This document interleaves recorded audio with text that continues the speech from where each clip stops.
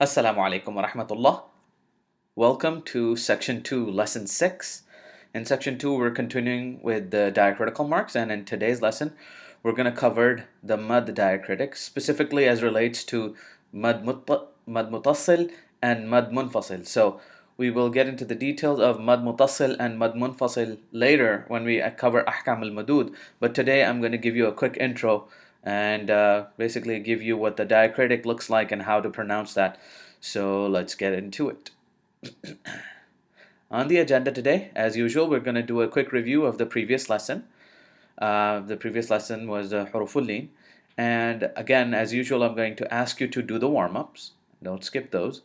We're going to continue to memorize the letter collections that we've been memorizing and make sure that we can recall these on demand. These are the letter collections that you should be starting to memorize, and because I'm repeating those as part of every lesson, you should be starting to memorize them by now. Then we will go into the meat of today's lesson, which is going to be the mad mutassil and mad munfasil. They're not going to go into the detailed specifics of mad mutassil and mad munfasil. We will go into what the diacritic looks like and how to pronounce it, but not what these two words mean or what the details are. We will go into the further details of the ahkam al-madud, or the rules when it comes to elongation. We will come into that later because that is an entire topic in its own. Finally, we're going to continue with some spelling exercises in Arabic, meaning as they relate to mad mutassil and the mad munfasil. And I will assign you some exercises for today, and that should cover us for today's lesson. So let's get started. Okay, review of the previous lesson. In the previous lesson, we covered huruful lin, and the word lin means soft or light. So what are the huruful lin? There are two huruful lin, which are whenever a maftuha letter is followed by a ya sukun or a waaw sukun, then there's a slight or soft elongation of that word. So fa fatha waaw sukun fa'u, fa'u. Ya fatha ya waaw sukun yaw. Noon fatha ya sukun nay. Ta fatha ya sukun tay. So all these were slight elongations at the end of the maftuha letter, and we said just a slight elongation or a soft elongation at the end.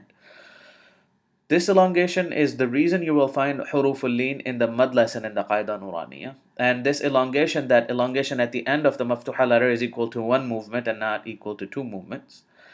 And we will do a detailed explanation of the sukoon in an upcoming lesson.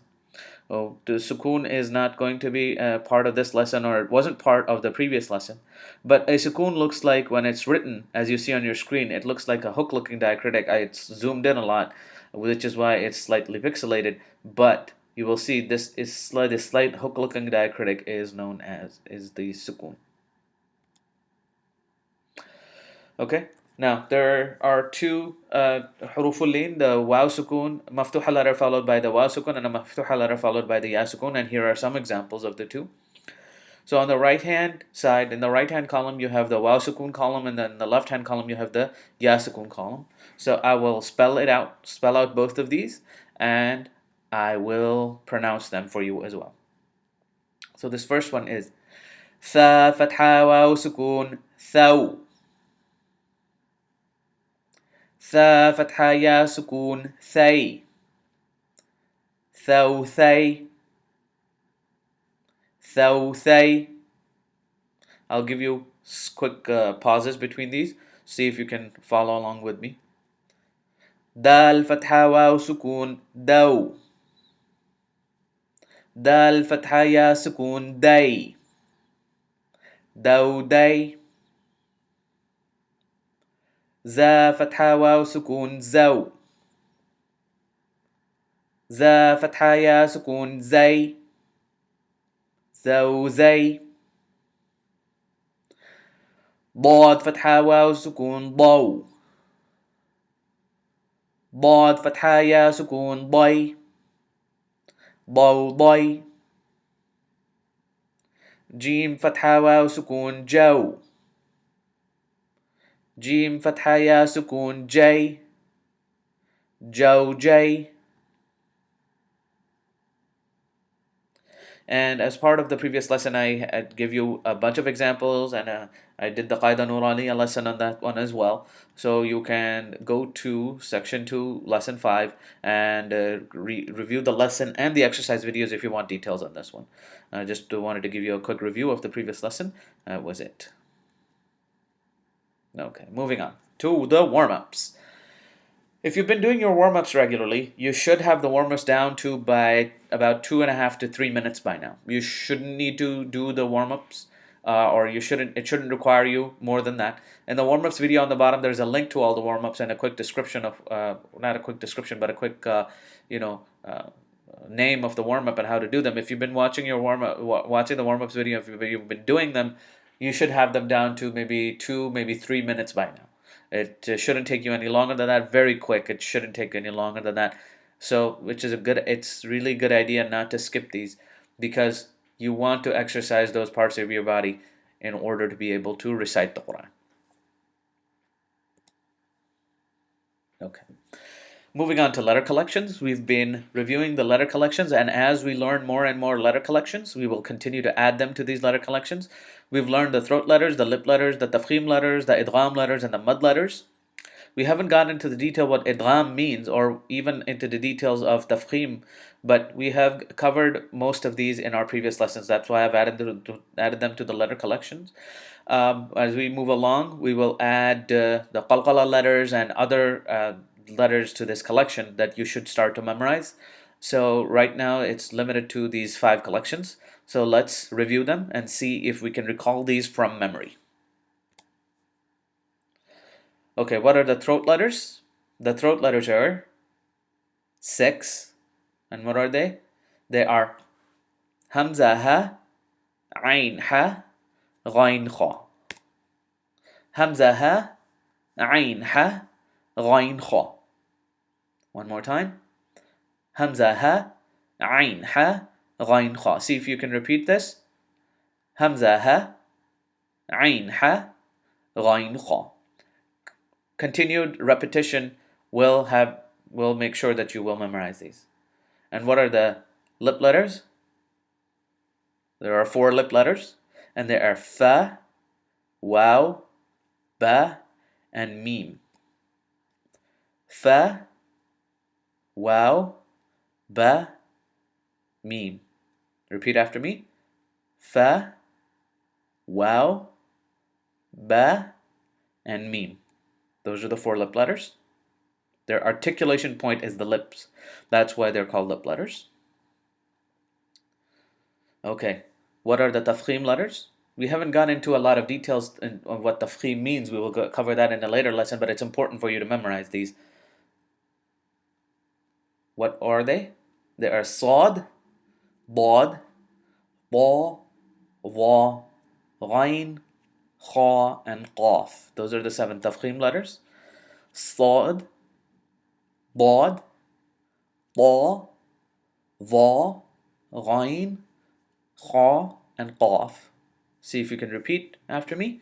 Sad, dad, ba, va, ghain, kha, and qaf. Those are the tafkhim letters. What are the idgham letters? Idgham letters can be memorized by yarmaloon, which are ya, ra, mim, lam, waaw, noon. One more time. Ya, ra, mim, lam, waaw, noon. Those are the 6 idgham letters. What are the 3 mud letters? They are alif, waaw, and ya. That takes us to the end of that. I wanted to preface, before I get into the details of the lesson that I wanted to provide today, I wanted to preface that discussion with that there are many types of mud that we will need to learn. But we will not cover all of them as part of these beginner lessons. The reason being that When I started preparing this lesson, I wanted to get into the details of mad mutassil and mad munfasil, but it turned out that there are so many details when it comes to ahkam al-mudud that I couldn't just pick and choose. Either I had to do all the ahkam al-mudud or I had to do none of them. I can't just pick and choose because it became very difficult for me to decide what a beginner should know and what a beginner shouldn't. So the way I did this was that I'm going to give you an introduction to the two types of mad that are caused by the hamza. The hamza that are caused by the hamza are called the mad mutassil and the mad munfasil. Now this is not going to be on the self-test. And what the meaning of mad mutassil and mad munfasil is, it's not going to be on the self-test, nor the description / definition of mad mutassil or mad munfasil is going to be on the self-test. That's not going to be there.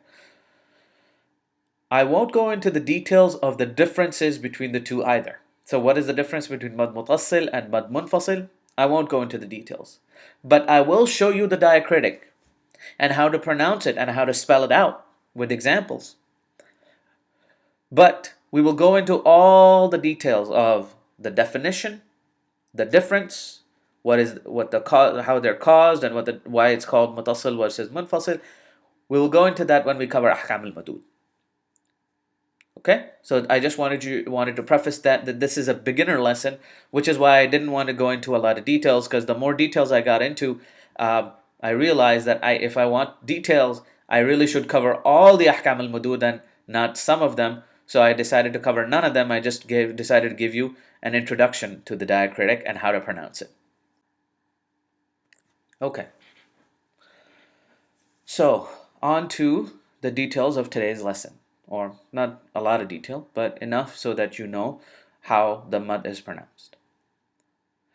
Whenever a hamza comes after a mad letter, and the mad letters are the three that we even mentioned earlier in today's lesson, which was I asked you to remember what the three mad letters were: the alif and the waaw and the ya.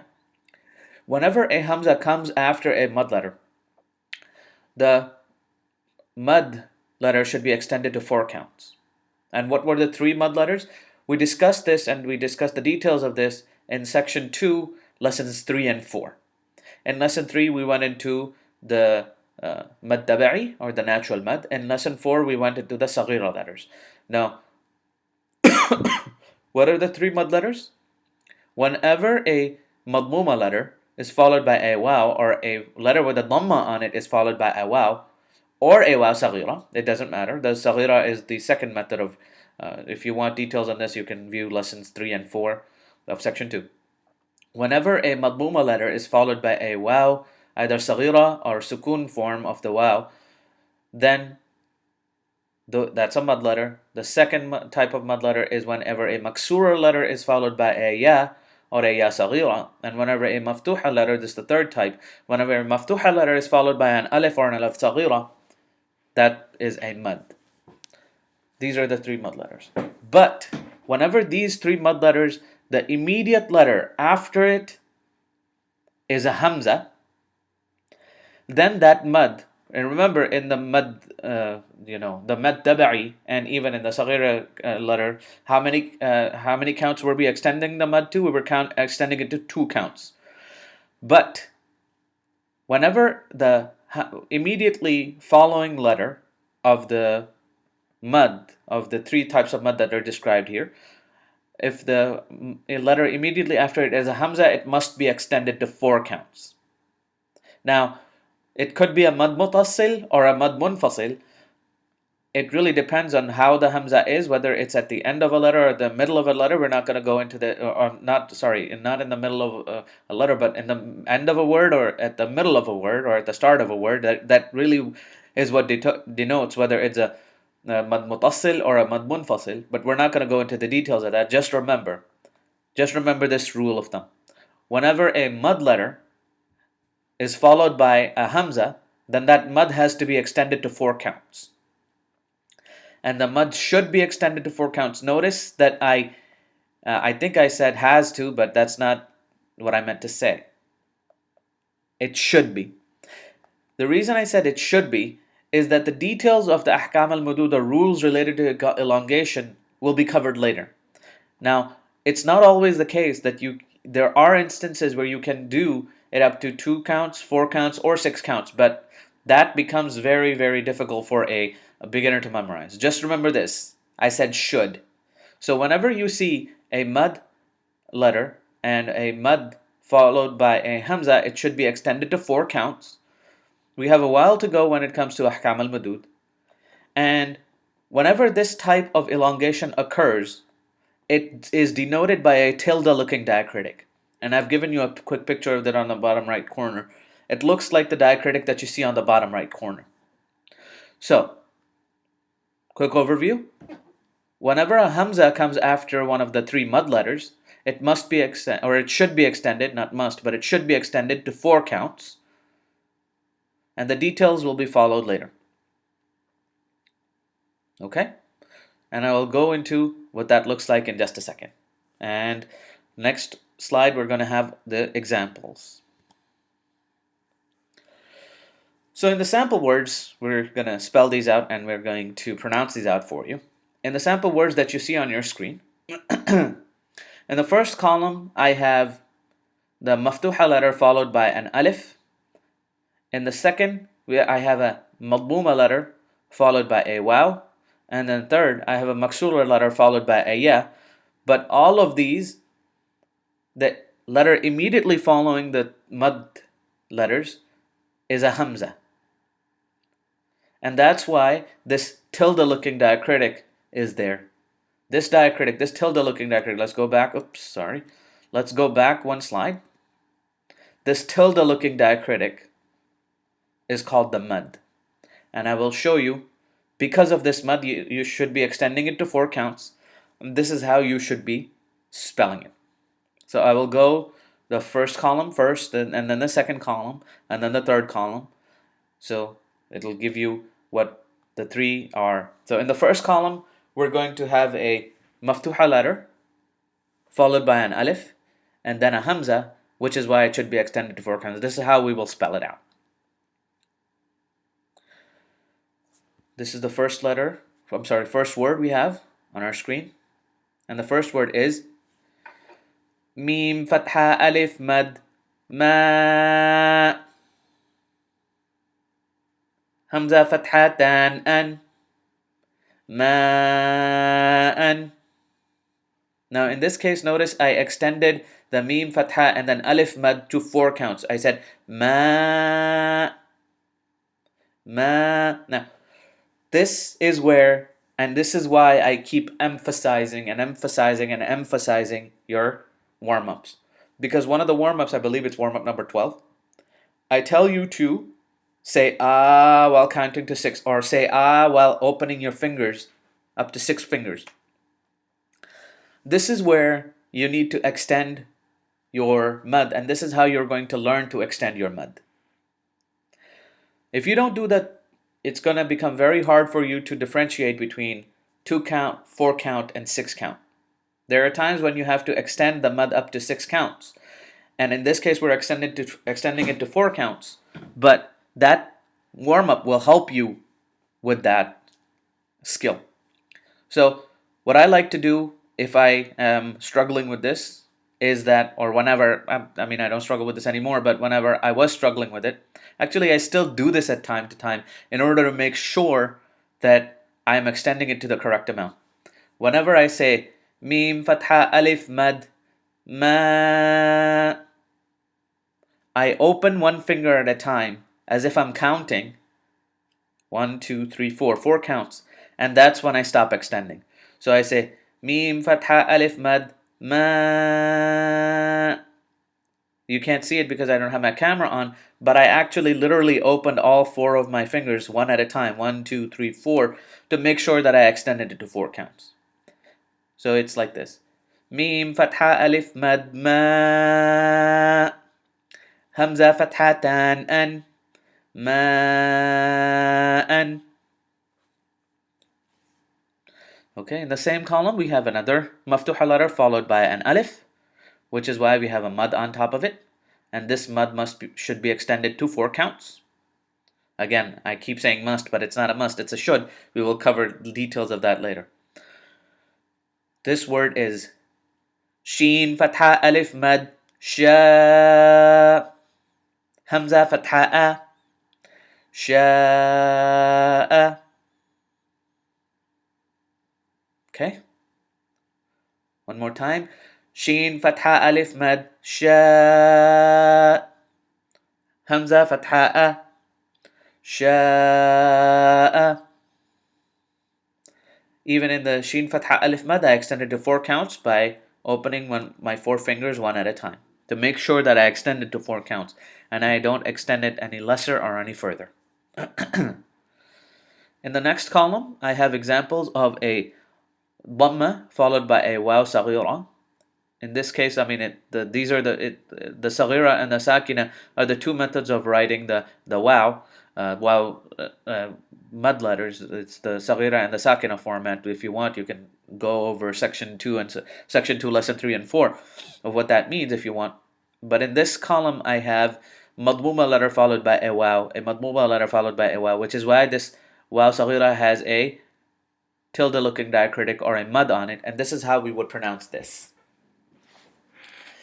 Ya fatha ya,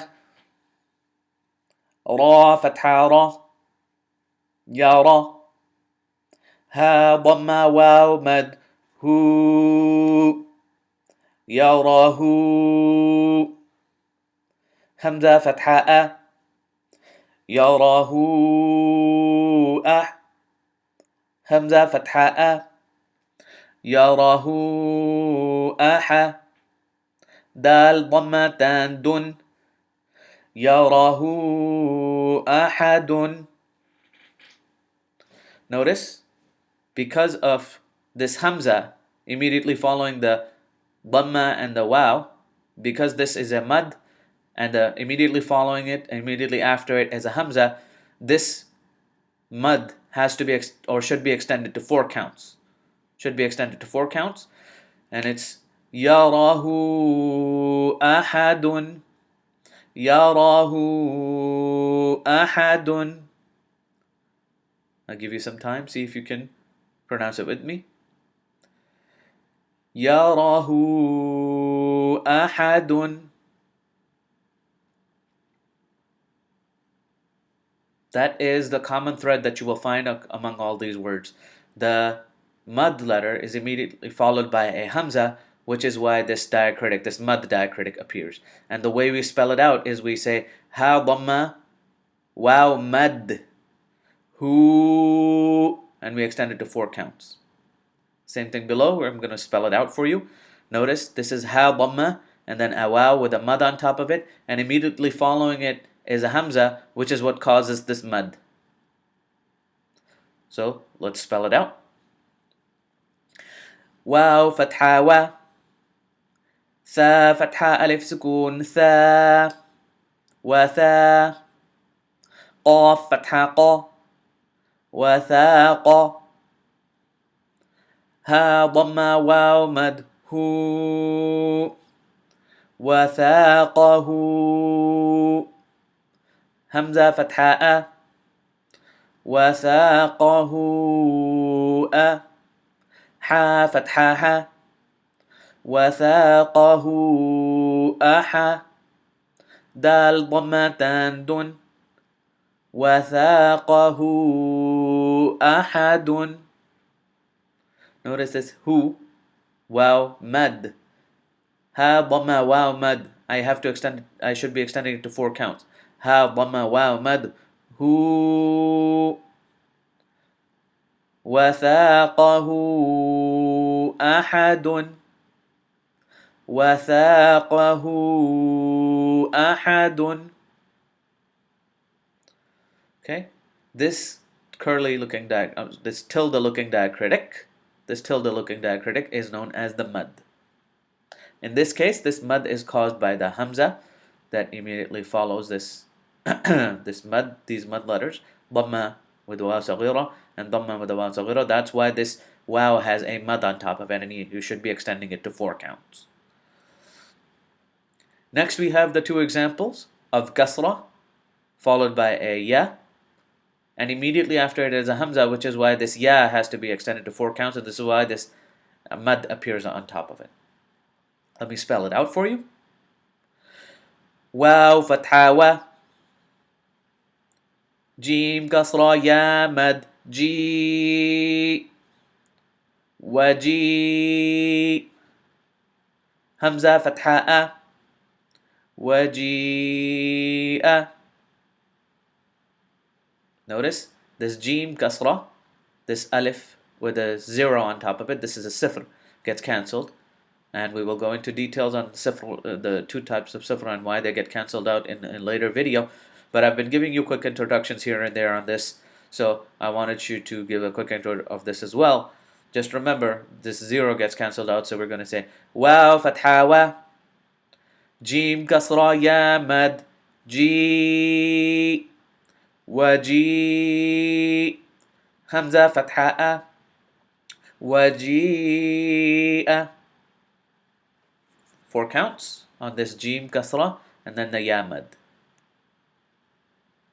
Okay, and then the last one we have another noon kasra and then ya, and because the letter immediately following it is a hamza with a fathatan on top of it, that's why this ya has this mad on it. So this is how we will pronounce this one. Ha fatha ha, noon kasra ya mad ni, hani, hamza fathatan an, hani'an. We've covered this type method of writing fathatan. Actually, we haven't covered them yet, but I've given you quick pointers on this in previous videos. This is another method of writing fathatan. We will go into the details of what this means, this tiny little meme over here, what this means, but remember these are fathatan. So one more time. Ha fathaha, noon kasra ya mad ni, hani, hamza fathatan an, hani'an.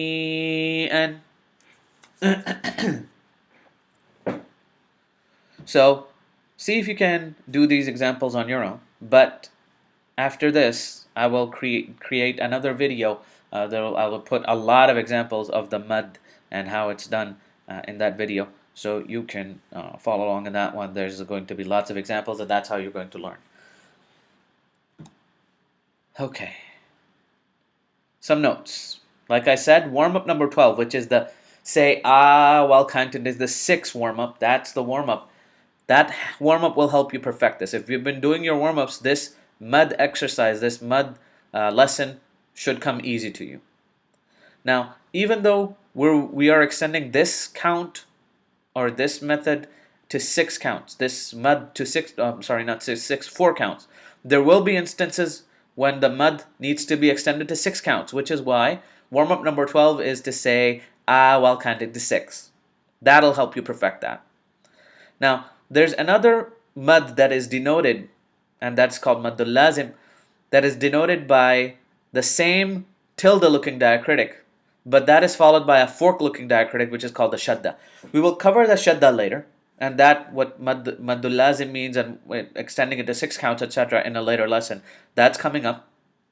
But I just want you to know that the tilda looking diacritic, this tilda looking diacritic called the mad, doesn't just occur in this case. In this case, it is occurring whenever the letter immediately after it is a hamza.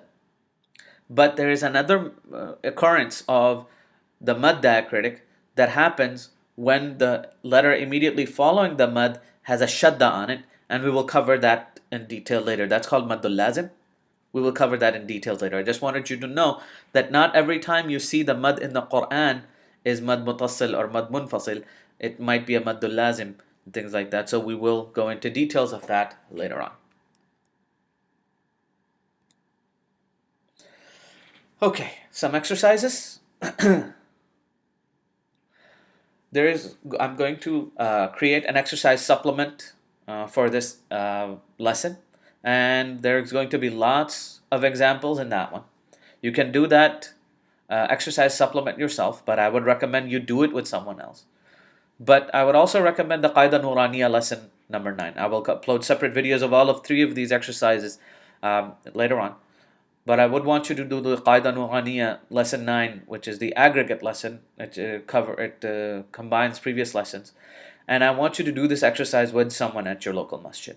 I keep emphasizing to find people who know how to pronounce and recite the Quran, because at the end of the day, I can't hear you over video. You have to pronounce it and you have to recite it to someone and they have to correct you, and you have to repeat that exercise over and over again in order for you to get good. Which is why I keep emphasizing at least one exercise that I assign in these videos, you have to do with someone in order to get better. And finally, the third exercise that I'm going to assign to you is I want you to open the Quran and find what you learned in the Mus'haf today. Now, I want you to find the mad diacritic. And do you see it somewhere where we haven't talked about yet? As in, do you see the mad diacritic somewhere, the mad, which is the tilde looking diacritic, somewhere where the letter immediately after it is not a hamza? I want you to see if you can find that in the Quran. And I want you to try to notify or notice some other marks in the Quran that we haven't learned yet or you don't know yet. We've covered a lot. We're about to cover the sukoon in the next lesson. We've covered the mad, we've covered fatha, dhamma, kasra, we've covered a whole bunch of stuff. But I want you to try to see what are some of the other diacritics that you still don't know. I would just want you to identify them. You don't need to know what they are or what their meaning is or even what their names are. You just say, hey, you know what? This is something I don't know yet. I want you to become cognizant of what you know and what you don't know. It's very important to know what you know and also to know what you don't know. The self-test will combine all the multiple lessons that we've covered so far. What I mean by that is we've covered the following in the diacritics, the section 2, which is the diacritics. We've covered the following lessons in that. We've covered the fatha, dhamma, the kasra. We've covered the 3 types of tanween. We've covered the sagheera letters. We've covered the huruf al-mad and mad tabi'i. We've covered huruf al-lin. And today we covered in a little bit with a little bit of explanation, mad mutassil and mad munfasil. The self-test is going to combine and is going to build on top of all of these. The reason is that it's the Quran, and the way you should be learning any skill is that you should be building on top of previous knowledge. Which is why I kept emphasizing in my introductory video that you should learn the previous lessons and make sure you do the exercises and even the self-test in order to make sure you know what you've learned. Otherwise, progressing on to the more advanced lessons is going to become more and more difficult. And these skills are important to repeat for that particular reason, that when we combine multiple lessons, if you don't have the previous lesson as part of your repertoire of skills already, if you don't know the previous lesson, and we're assuming in the next lesson or in the next lesson self-test that you already know that, then it's going to become hard for you to do that particular lesson. Which is why in this self-test, for the self-test for this particular lesson, I will combine multiple lessons. In conclusion, we gave you a quick introduction on what we learned today, and we gave you a quick intro on mad mutassil and mad munfasil. Details will come later when we cover ahkam al-madud. But I want you to start to feel better about yourself. Why? When it comes to ahkam al-madud, when it comes to elongation, elongation is one of those things that will beautify your recitation. There are most people that I've spoken to who are really good at recitation, they say there are 2 ahkam, there are 2 things that make people's recitation beautiful. It's the correct elongation or the correct mud, and making sure your mud is correct, making sure you're elongating to 4 counts when you need to, and 6 counts when you need to, and 2 counts when you need to. That's one thing that makes your recitation beautiful. And the second thing is ahkam an-nun as-sakina wa tanween. We will cover that later, but you're starting to get into beautifying your recitation. So I want you to pat yourself in the back. And the details of all the ahkam al-madud will come later, but you are starting to get into the fun stuff. Inshallah, in the next lesson, we will cover the sukoon in a lot more detail. And I'm thinking I'm going to separate the qalqala lesson from the sukoon lesson and what qalqala means. I don't know yet. Inshallah, when I create that lesson and when I create the video, I will know more. So, inshallah, in the next lesson, we will cover the sukoon and what that means. So, Jazakallah khair for watching. If you liked the video, go ahead, give me a like below. If you have any questions, comments, and concerns, leave them below. If you think this video has been helpful to you, please go ahead and subscribe for additional videos just like this one. And do share on your social media with your friends and family, etc., to make sure you spread this knowledge. And inshallah, share in the hasanat. Jazakallah khair for watching. I will see you next time. Assalamu alaikum wa rahmatullahi wa barakatuh.